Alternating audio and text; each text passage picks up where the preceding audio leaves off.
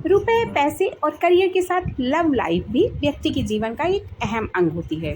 प्यार में रहना और रोमांस करना भला किसे पसंद नहीं होता, मगर हर प्रेम प्रसंग विवाह के मुकाम तक पहुंच जाए ये ज़रूरी तो नहीं। कुछ लोग एक दूसरे से प्यार तो बहुत करते हैं, लेकिन किन्हीं कारणों से इनकी शादी नहीं हो पाती या फिर ब्रेकअप हो जाता है। कई बार परिवार की बंदिशें इसकी वजह होती हैं, तो कई मामलों में कुछ कपल खुद ही एक दूसरे से अलग हो जाते हैं। हस्तरेखा विज्ञान भी इस मामले में कुछ अहम भूमिका निभाता है। हाथ में कुछ रेखाएं ऐसी होती हैं जो आपकी लव लाइफ, अफेयर और वैवाहिक संबंधों को दर्शाती हैं। तो आइए जानते हैं कि कौन सी हैं ये रेखाएं और इनसे जुड़ी खास बातें। हेलो फ्रेंड्स, मेरे नए वीडियो में आप सभी का स्वागत है।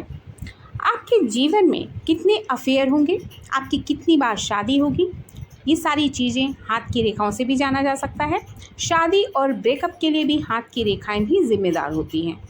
अगर आपको कर्म के अलावा अपने हाथ की रेखाओं पर भी भरोसा होता है, आपको भाग्य पर भी भरोसा होता है, तो ये सारी चीज़ें आपको जानना बहुत ज़रूरी है। तो चलिए विस्तार से जानते हैं कि आपके जीवन का आगे क्या पड़ाव होगा, आपके जीवन में क्या क्या घटित होगा, आपकी शादी और आपके परिवार के बारे में, आपके अफेयर के बारे में, इन सब चीज़ों के बारे में मैं विस्तार से इस वीडियो में आपको जानकारी दूंगी। अगर आपको जानकारी अच्छी लगी हो तो कृपया इसको शेयर कीजिएगा और सब्सक्राइब करना ना भूलिएगा। अगर आप नए हैं इस चैनल को तो ज़रूर सब्सक्राइब कीजिएगा।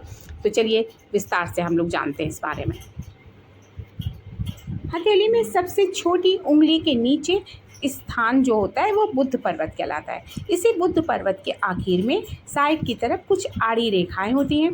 इन रेखाओं को ही विवाह रेखा कहते हैं। यदि रेखाएं आपके प्रेम संबंधों, रोमांस और वैवाहिक संबंधों के बारे में जानकारी देती हैं।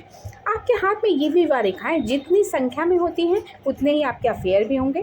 मसलन अगर किसी के हाथ में ऐसी 3 रेखाएं हैं और उनमें से 2 छोटी और हल्की हैं तथा तीसरी गहरी है, तो इसका अर्थ यह है कि उस व्यक्ति के 2 अफेयर रहेंगे और उसके बाद उसकी शादी हो पाएगी। इन रेखाओं में जो सबसे साफ और स्पष्ट रेखा होगी वही विवाह रेखा कहलाती है।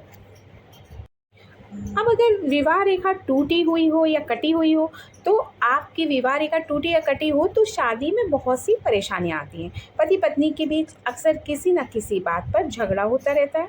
इनके जीवन में तनाव बना रहता है। ऐसी स्थिति में बात कई बार दूसरे विवाह तक भी पहुंच जाती है।